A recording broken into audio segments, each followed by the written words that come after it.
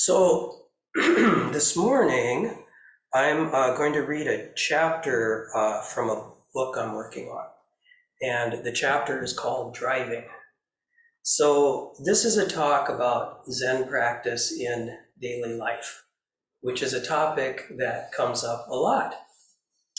Frequent question, how do I incorporate Zen practice into my daily life? I can do it in the Zendo pretty well, but at work, it's another story. And to explore that, Zen practice in daily life, I think it makes sense to look at what may be one of the hardest places to maintain our practice. And I think driving fits that description. We may think of driving as lost time, or time that doesn't really matter, or time that is outside of our practice, where we just kind of give into distraction and we kind of wait for it to be over so we can get back to the important stuff, get back to our practice. And driving, it can even seem a little bit outside the ethical guidelines that we live our lives by, which might seem like a strange thing to say. But I had a student whom I've mentioned before, who was just the kindest person. You couldn't imagine this person being aggressive or mean or angry with anyone. But one practice period, she said, I really am going to work on my driving this practice period, because when I get behind the wheel, it's like I turn into a different person. I get aggressive. You know, it's something about the anonymity of it. So I think it's worth exploring. Now, some of us don't drive at all, and I admire that. If you're able to get through this life without owning a car and relying on public transportation or your bike, I think that's just wonderful. And some of us can't afford to drive. And I want to acknowledge that when I talk about my long history of driving, I'm reflecting life from somewhat of a privileged position. For some folks, it's a struggle to be able to drive at all, and their history with transportation is not a happy one. Getting to work, having the freedom to move around easily, it's just a real struggle. And the solution there, I think, is action in the world to address inequities in our society. But that is a topic for another talk. So the kinds of things I'm going to talk about, I think, can be applied to other seemingly mundane activities in our lives. Working, preparing meals, dealing with finances, all of that stuff that can be difficult. Actually, I wrote the first draft of this 10 years ago. So if you know me, you'll see it's a little outdated in terms of where I drive, because I still had my day job back then. So I'm just going to read it, so please relax. Excuse me. Driving. The first car I can remember was my parents' 49 Mercury. It was a two-door, burgundy in color, and it was a massive thing with deep seats. It didn't have seat belts, and I remember standing up on the back seat as we drove, watching the farm country go by. It was always Dad driving, Mom on the passenger side, and Lee, Jim, and me in back. Dad would open the wing window whenever he smoked a cigarette, and the air coming through that small space would make a quiet, pleasant, high-pitched sound. Next, we got a 51 Buick, green, with a rounded body and those three distinctive decorative holes in the side. Then a beigey pink 62 Ford Galaxy. The Galaxy had a totally different look, modern, not rounded. We were proud of the 62. That's what we always called it, the 62. We also had two trucks. I can't remember their make and model, but I think one of them was an International. I do remember what they smelled like, kind of a mixture of leather, grease, and grain, and what it felt like to ride in them, solid and bouncy. One of them had a knob on the steering wheel, and I remember how smooth the worn knob felt in my hand and how fluidly the wheel turned when I would kneel on the seat, pretending to drive. I spent hours and hours in each of those trucks, especially at harvest time, waiting in the field with Mom for Dad to come around with the combine and fill up the truck with grain. Then we'd drive into the grain elevator, wait in line with the other trucks there, and watch as they lifted up the front of the truck as the grain poured into a grate on the floor. Then we would drive back to the field again. One of them was a blue pickup truck with a grain box on it. The other was an old grain truck with a split windshield made sometime in the 30s. It was a lot bigger than the pickup, and it held a lot of grain, and it couldn't do more than 30 miles per hour, even when empty. Both of those trucks made sweet, comfortable sounds as they eased into the lowest gear when fully loaded, like I imagine a bear or a lion might make upon waking up from a long nap. We usually went to the elevator in Dwight, North Dakota, which was 1.5 miles away, so it wasn't a long trip. But sometimes we went to Galchute instead, perhaps because the prices were better there, or because they couldn't get boxcars in Dwight. Galchute was 7 miles away, and that 14-mile round trip at 30 miles per hour seemed to take longer than forever. I'd look out the window and entertain myself with various scenarios. I'd imagine myself riding a horse, or herding cattle the whole way, or farming all the land. By the time I learned to drive, we had moved to town and we had become a 2-car, no-truck family. That was a big change. Dad got himself a '65 Ford LTD, which was only 3 or 4 years old, and the closest thing to a new car he had ever had. Then later, after we moved to Iowa and he got a factory job, we also got a '65 Chevy Bel Air. We had 2 of those actually, because I totaled the first one up on Okoboji Avenue in Milford. It wasn't my fault, really. Maybe a little bit my fault. The first of those Bel Airs was the one I learned to drive in, and the one I eventually got to drive like it was my own car. It was blue-green, and it was a long, large sedan, as most of the cars seemed to be in those days. And it had a good radio. I would take it out every chance I got. I would go up to West Lake Okoboji and drive around the lake by myself, slowly tracing the outline of the bays and points, following the roads that curved around the cabins under the oaks. Radio was generally really bad back then. The top 40 station played the same songs over and over, so I'd put on classical music when I was able to get the station from Vermilion, South Dakota.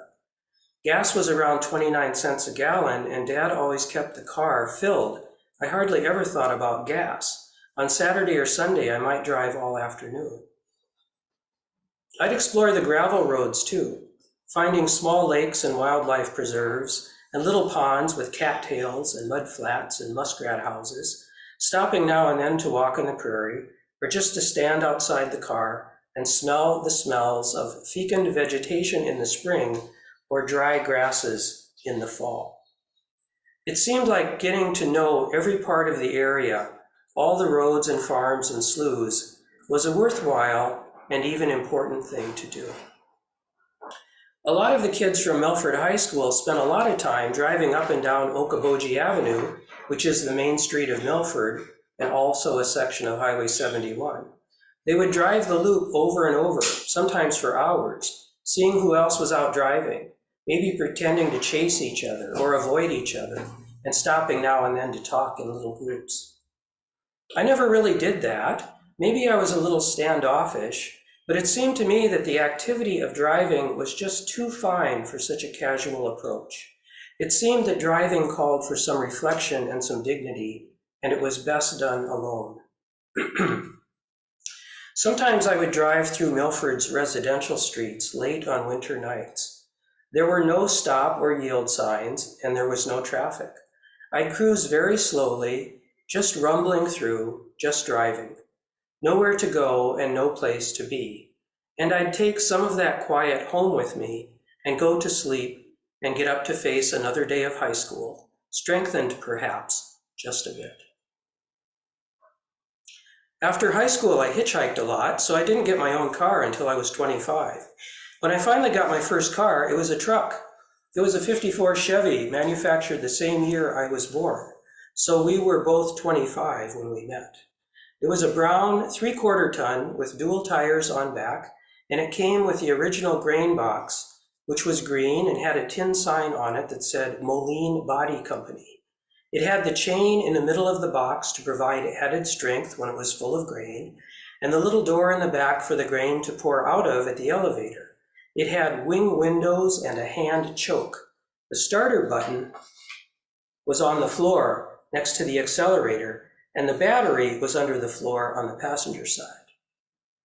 It came with the original owner's manual, and the engine was so simply built that I was able to do a little maintenance on it myself, even though I was not very good at being a mechanic. Though I loved to drive, I had never been all that interested in what was inside. I took off the grain box and stored it in Jim's shed, and I put a little camper on it. I lived in the camper off and on when I worked on slip-form construction, building grain elevators. That was a sweet, rough life. I had friends doing the same thing, and it was a mobile community. We'd spend a week in one town, complete the job, and move on to another town. We called ourselves slip rats. That truck still had the original engine, and it maxed out at 45 miles per hour. It takes a long time to drive all the way across Iowa at 45 miles per hour. I was not practical as a youth. It also did not have a radio, so I would make up songs and sing to myself. I would sing about my present state, my past, and my hopes for the future. If I got tired, I would park and sleep in the back. After that, I got a '76 half-ton Ford, an F-150, and moved the camper onto it. It was a good, practical truck. I still lived in the camper as I continued to build grain elevators, but I took the camper off when I started working at a meatpacking plant in Dakota City, Nebraska. Eventually, I settled down and got married and purchased a series of cars, which were all very practical. There was a Chevy Malibu, a couple of Toyotas, and a rusty Honda Civic named Zippy. Nothing of real note. Now, years later, I still spend a lot of time driving, but now I always have a destination. Most of my life takes place at one of, or moving between, 3 points of a triangle. My home in St. Paul to my job in Eagan is 12 miles. My job to Zen Center in Minneapolis is 18 miles, and Zen Center to home is 12 miles. Some days I go to Zen Center both before and after work, and that's 60 miles in one day. I am practicing Zen to save all beings, and yet I'm burning all that gasoline. I do still love to drive on long trips, like when Kathy and I go down to Iowa to see Jim and Lee. When you drive towards your destination on a long trip, you always have expectations, and it can seem to go so slowly in a frustrating sort of way. But coming back, usually the frustration is gone, and time goes slowly in a pleasant way. Sometimes you get near home, and you wish you still had a couple more hours to drive. I love the part where we're coming home from Iowa, driving north on I-35, when Kathy falls asleep, and it's just me driving. Things come up in my mind, and they may stay a while, but then they subside, and again it's just the sound of the tires and the feel of the wheel and the sights going by. Gentle hills, fading barns, sumac, soybeans, steel grain bins. Things come up and they're gone in a kind of quiet, steady driving shikantaza. Aided, of course, by cruise control, Detroit's kind gift to Buddhists. Kathy sleeps beside me and I drive. She likes for me to drive. It's like it was when I was young, but it's different. I don't need any radio. I don't need to sing about my life. I don't need scenarios. When I arrive at home, it seems sometimes that even though I haven't really thought about things while driving, things have somehow worked themselves out. But most of my driving now is between the 3 points of that triangle, and that seems so very different from the long trips. And that's the thing, that's the question. Is it really different, or must it be different? Driving does not get mentioned all that often in Dharma talks, but I remember Reb Anderson talking once about how to drive. He said that you drive for all beings. As I recall, he didn't explain it. He just asked, what is that like to drive for all beings? Sometimes I think about that question. And in attempting to answer it, I would start with this. You drive carefully. You need to, because half of those people, which may include you, I'm afraid, are on their cell phones or distracted in some other way. And you drive generously.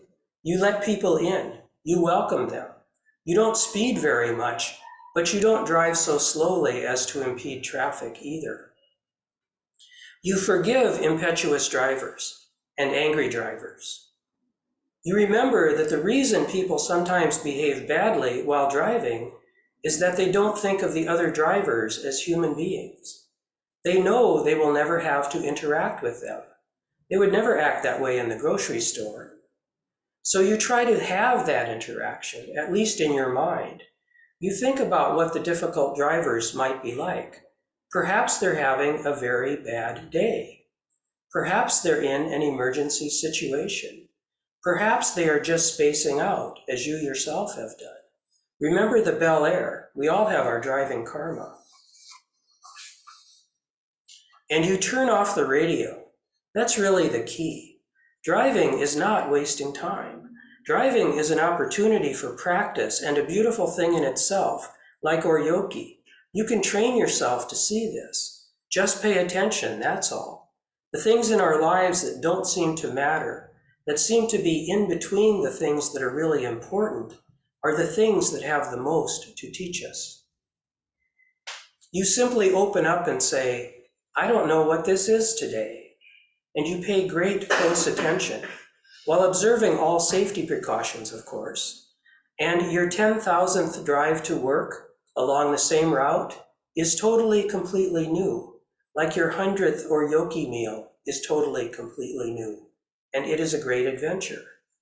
And this changes you. It makes things better in myriad ways with ripple effects. And that is driving for all beings. What I drive now is a Ford Ranger. I got it new, the first new vehicle I ever had, and it was made right here in St. Paul. I love that about that truck. It's two-wheel drive and it has a small engine, so it's easy on gas. Kathy and I are devoted to home and yard work, and we have hauled so much stuff in that truck.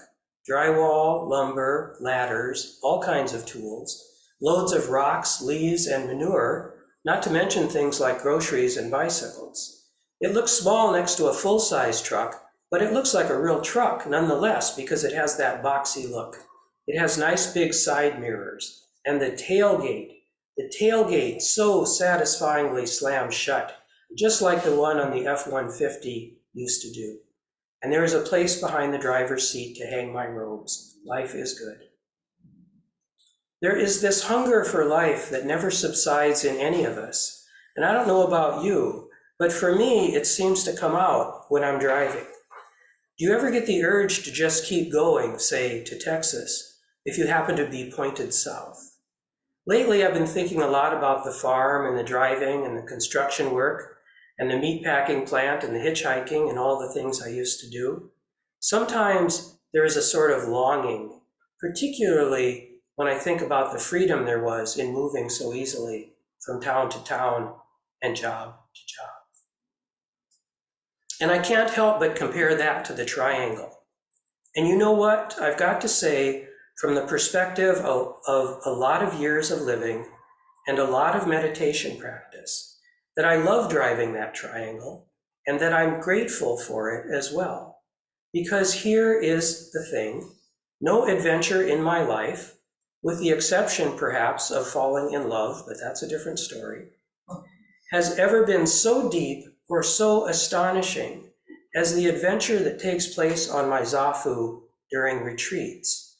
And that is the adventure of seeing what is there without looking for it, without commenting on it.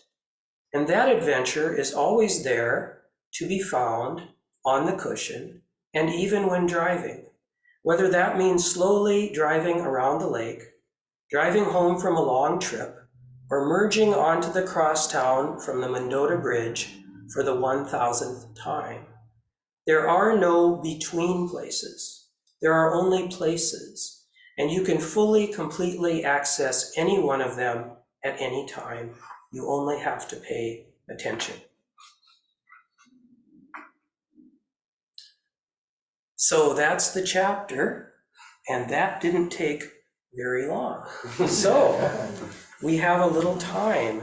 If anyone would like to ask a question or make a comment about driving, or maybe share some of their own experience with driving, that would be most welcome.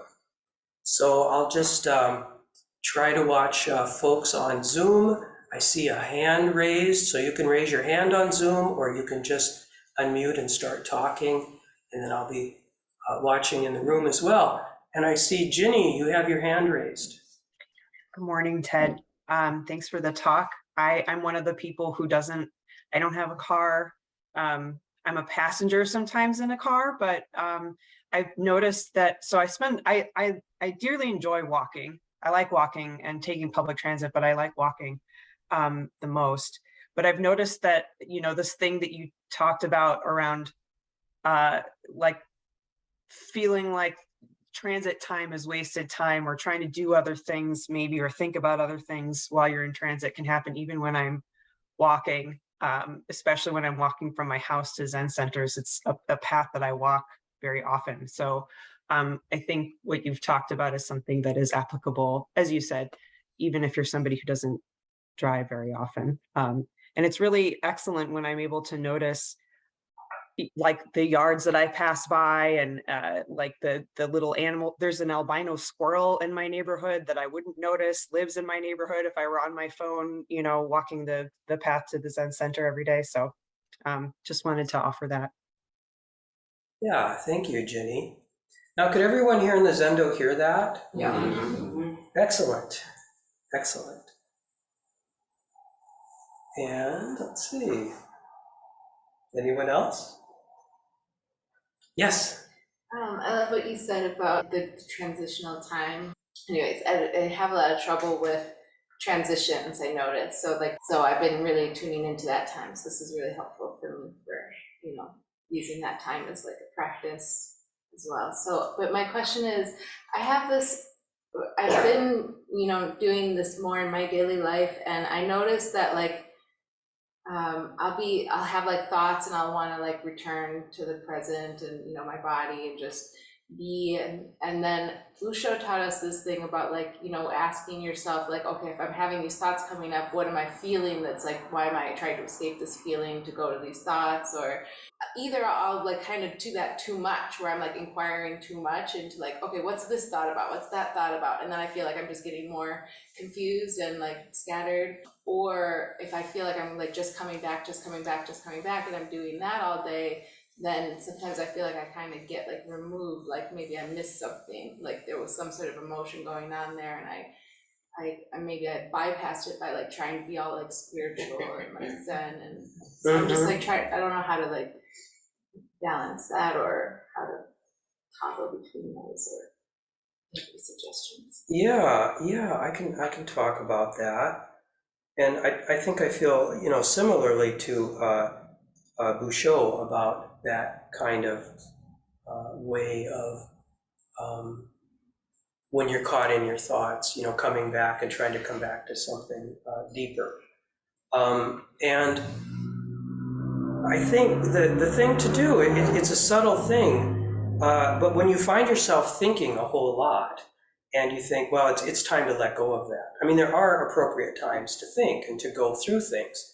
But if you find this is not the appropriate time, I've been ruminating about that, I'm walking now, I would really like to let that thought go. What do you do then? And it's not really about examining the thoughts or even being aware of the thoughts. It's really about sort of getting deeper than the thoughts. And what I've talked about many, many times is I think the best technique for doing that is to be aware of your body and what's going on in your body that is kind of generating that thought. Because as you said, that Bouchot mentioned, our thoughts can really be in a way to avoid our emotions. I am feeling this pain, we'll say, about something terrible that happened to me 2 weeks ago. And it's just driving these thoughts all of the time. And I think the reason I keep thinking about it and imagining various scenarios and how I might fix this situation is because I don't really want to just face the pain of it. And if so, if I can sit quietly and be very, very kind to myself, sit on my cushion and kind of go, where is that in my body? And for me, I have a place where I tend to feel that tension. So I'll sit here for a while just feeling that physical feeling. It's like, oh, that's the thing I've wanted to avoid, And sometimes that might lead to, it might lead to tears. It might lead to an emotional release, but it's getting out of your head and getting to the deeper thing. So that's the best technique I know of. And it's something you can kind of carry with you as an awareness throughout your day. Yeah, it's beautiful, and I love that. And so I do like try to stop and check in when I notice there's some sort of like sensation, or if like my thoughts are getting really busy. But I mean more like if I'm pretty mindful and pretty much like in the moment, and then like one thought will pop up, and then should I just return to the moment and like just notice that and return to the moment, or like I feel like, and then a few minutes later another thought will pop up or something, and then so I'm just wondering if I should just investigate every thought, or and see like what's the feeling, like is there something going on there, or should I just like notice the thought and come back to the body? Well, I don't.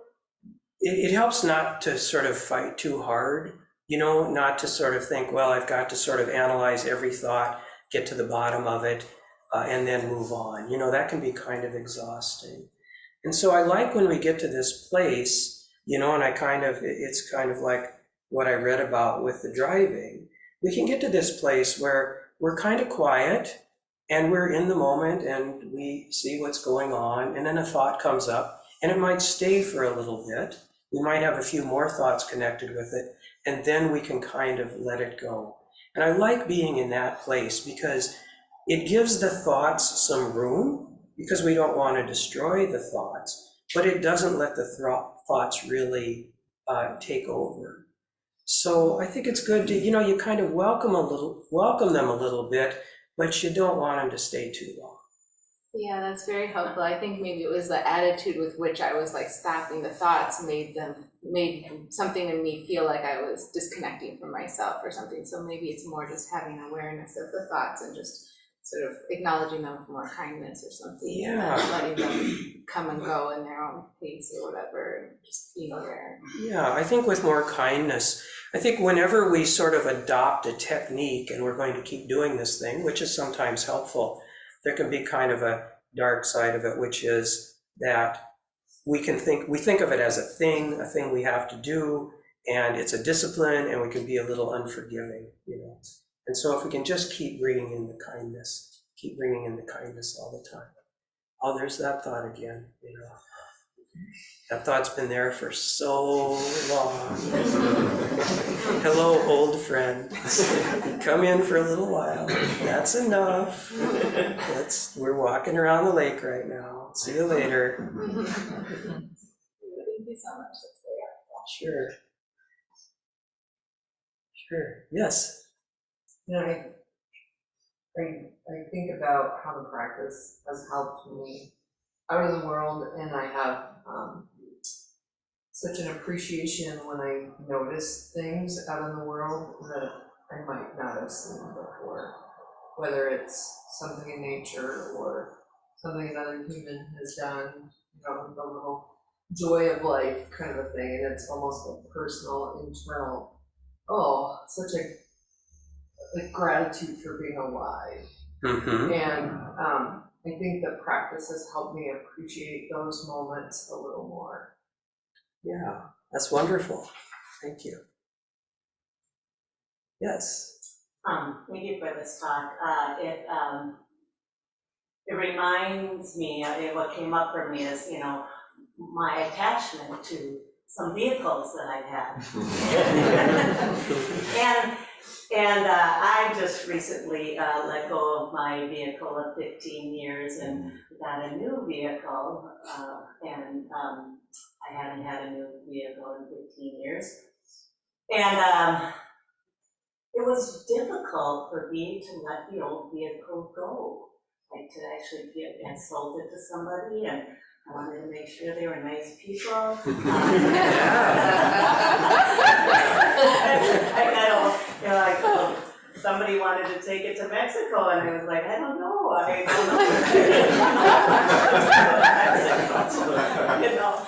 But the difference of like being in my old vehicle and now being in this brand new 2023 vehicle, the insulation of this new vehicle is like totally different. I feel very insulated in the new vehicle. It's a bigger vehicle. It's it just is. Driving my old vehicle was kind of like, driving a motorcycle with windows. It was very, it was louder, it's breezier, even though it was a insulated vehicle. This is more quiet. I can tell how people now can disconnect, right, from the world around them as they're driving in their vehicles, because you got like a whole house in your car. And I've also had a scooter and would go 60 miles an hour on the freeway, and I would drive the scooter and notice the difference of how I would drive when I was on the scooter versus in my Toyota Yaris, which is the car I let go of, because I was less insulated. So now that I have this, Honda HRV Sport, I'm trying to be aware of this feeling of insulation that I have, as well as to not be insulated as I go, to recognize, the people that are around me as I drive, and to notice the things like the other night I was driving at kind of the same pathway you're talking about, 62 Mendota Bridge, and I saw a coyote. It just had crossed the road and was on the other side, and I thought, had I not been paying that close attention, I would have missed that. And so just noticing all of that, with the different vehicles and this new vehicle that I'm befriending and moving through space in. It's a really weird thing if you think about it, that you sit down and you move through space. That's great. When you first said attachment to vehicles, we'd just been talking about sort of how you can maybe get kind of stuck on a technique. I thought you were talking about that. And I think of the great vehicle and the lesser vehicle. Yana in Sanskrit is vehicle. But you're talking about but you're talking about attachment to vehicles, which is funny because, and I think this piece, it's kind of ironic because it's, on the one hand, it's kind of about losing attachments to thoughts and things and just accepting what you see. And on the other hand, attachment to vehicles really runs through it. I mean, I really loved a lot of these vehicles, but I think that's okay. We all have attachments, and our goal is not to get rid of all attachments, although you may find that in literature. I think our goal is to work out our relationship with attachments, and to not let them get out of hand and not let them cause too many troubles. So it's okay to love your car. I think, was there another hand here? Okay, Deb. Yeah, I think you're next. And then behind you. You go ahead, Deb. Okay. Go ahead. So what I'd like to address now is white knuckle driving. Because having had to go to work in all kinds of weather conditions, we used to have to do it on really slippery, snowy, really bad days. And one episode, I was coming home from a delivery at 3 o'clock in the morning on Christmas Day on ice and went into the ditch. And like, okay, no free cell phones, right? So you can't like call, yeah, get up, come and get me. Yeah. So it's on a busy freeway. This couple stopped and they had a Bible on their front and a cross. I said, can we help you? And they drove me all the way home, out of their way, on Christmas morning. And I think they felt good because they were helping me. But and I felt good because I could just go to sleep and we'll deal with the car later. Yeah. So there's kind of that horrible, fearful getting off course, and yet having people help you out of that, And there's just those times that are so scary, like doing a 360 or feeling totally out of control. Yeah. So, Yeah. Thank you. Thanks for that comment. Yeah. Yeah. So nice to think of the folks who will help in situations like that. And with winter driving here in Minnesota, we have to have that. Yeah. Thank you. Yes. Hey Ted, I found your talk very inspiring, and I often am inspired by teachings about being present with what you're doing and making everything a practice. And I guess I never read about how difficult it is, and when I do it, I almost find like I have to like hit brakes. Like I'll do something and I'll be focused, and then I'm like, I've earned 30 minutes of putting a podcast on while I do something else. And so I guess, do you have any experience with it being tiring, or am I approaching it in a way that's making it draining where it wouldn't necessarily need to be? Yeah, it's all pretty tiring. Now, are you talking about meditation or just mindful living or just living life in a deliberate way? Mindful living, more of the mindful living, deliberate living. It is tiring. Meditation is hard, long retreats are hard. Going toward the thing you don't want to go toward is hard, and it can be really exhausting. And just sort of steadily moving toward the difficult things can be tiresome as well. But I think it's worth it to do these things because they can lead you to a place where life actually gets easier and better. So I think managing our energy is a very important part of this practice. We can get off track. And some of that, I think, maybe comes from the Zen literature and the history of Zen and the way, training has, in our tradition, has been for very young monks who move to a monastery, and we're trying to translate that into this lay life here. And we get these ideals about I have to do, I have to be so tough, and I can never rest, and I have to be like Bodhidharma, and I have to sit for 9 years facing the wall. And that stuff really, it doesn't work very well. You got to manage your energy. You've got to be very forgiving. You've got to do this practice in a way that's sustainable. So if you're in it for the long haul, you give it some energy, you challenge yourself, and when you're tired, you get rest. You get some rest. You don't abuse your body. You don't abuse your mind.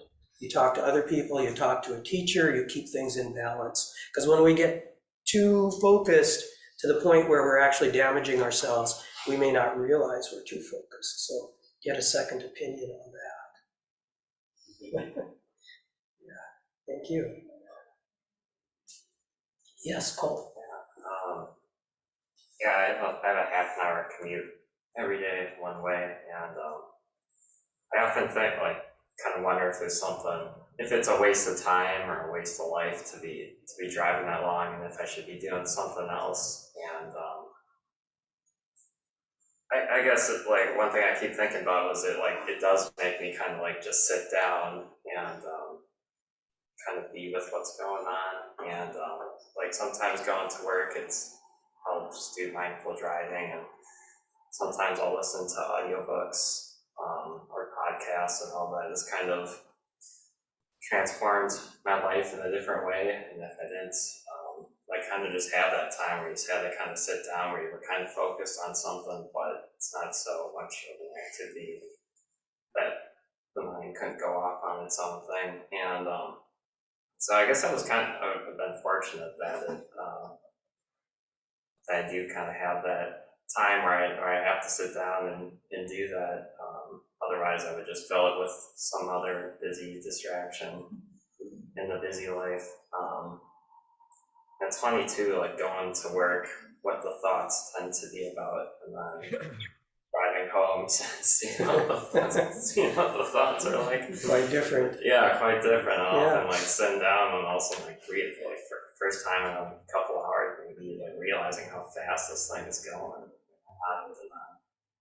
I think there's another side of it too, is like hopping in the car and like really like to some extent like putting your life on the line every time you hop in and drive and you're going 70 miles an hour and you're like piece of ice away from dying, or like you know, you're really trusting the car manufacturer that all the components were made right, and then the mechanics that maintained it, and all the people driving around you.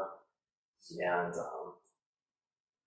so there's a lot going on that you're trusting and you get kind of complacent with it, but you're one split second away from it altering your life. And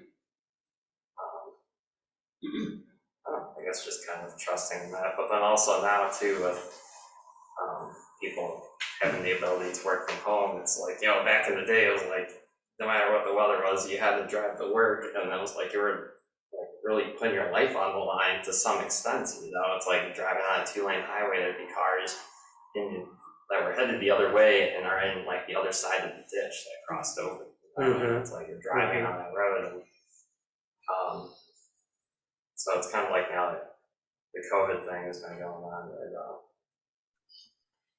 now that some people have a different option to do something else, it's kind of makes you think, is it really worth to go and hop in this car and do that?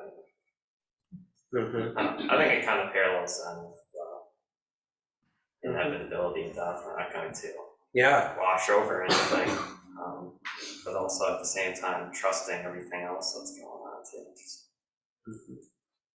Yeah, it's an interesting thing. But I think it's also kind of it's kind of funny, it'll tire you out too, even though there is like some level of concentration going on.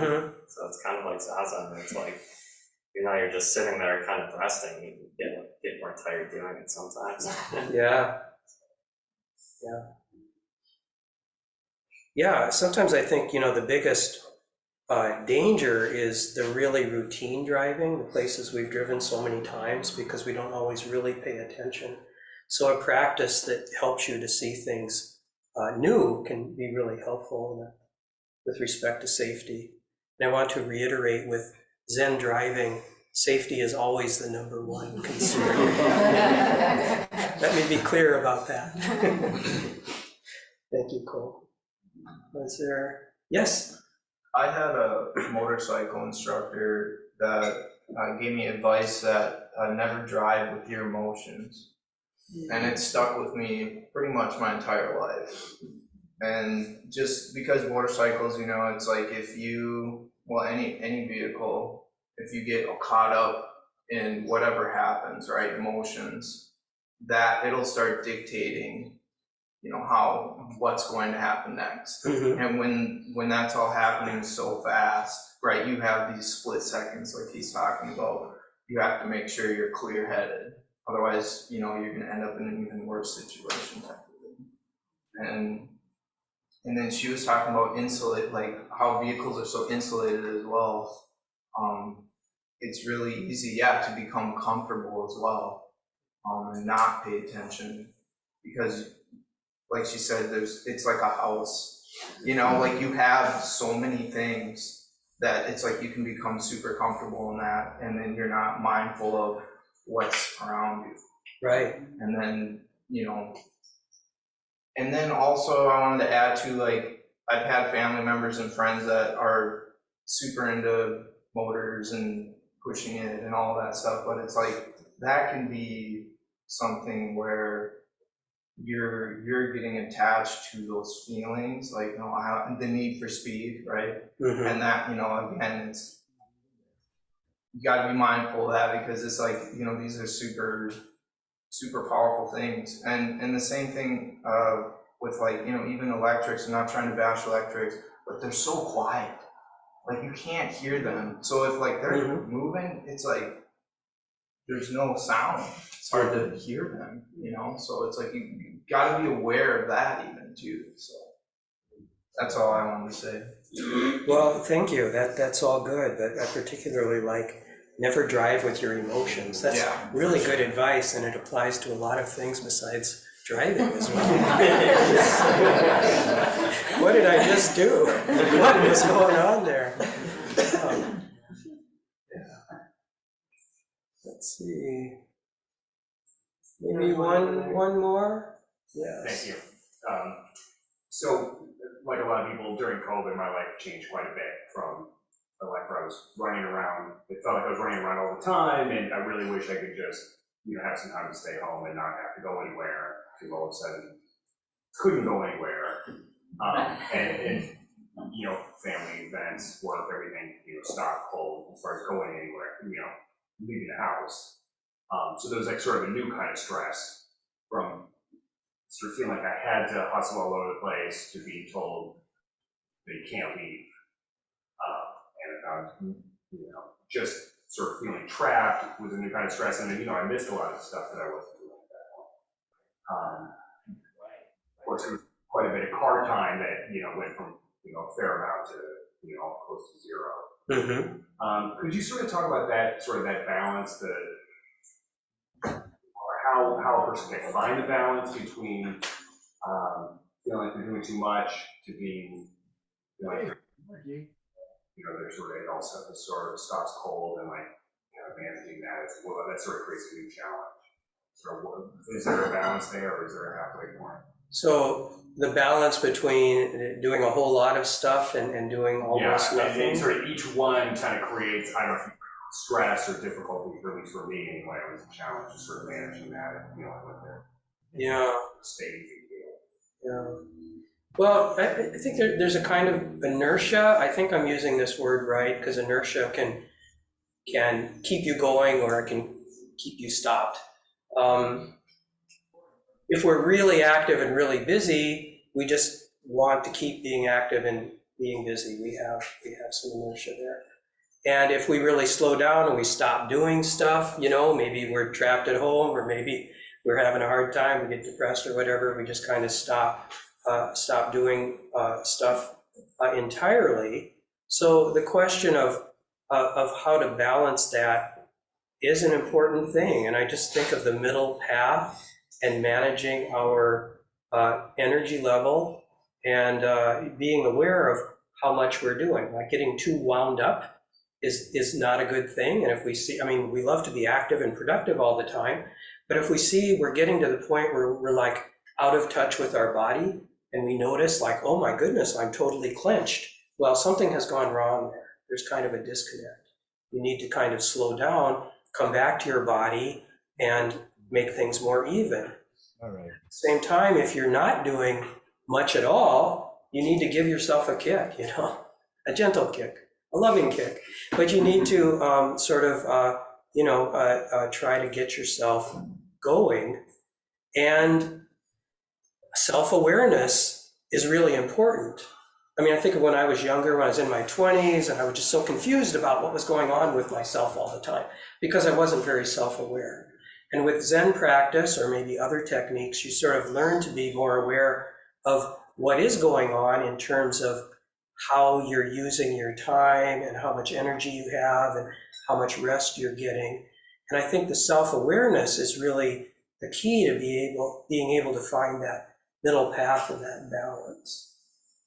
Does that make sense? Does that get at what you were talking about? Okay, wonderful.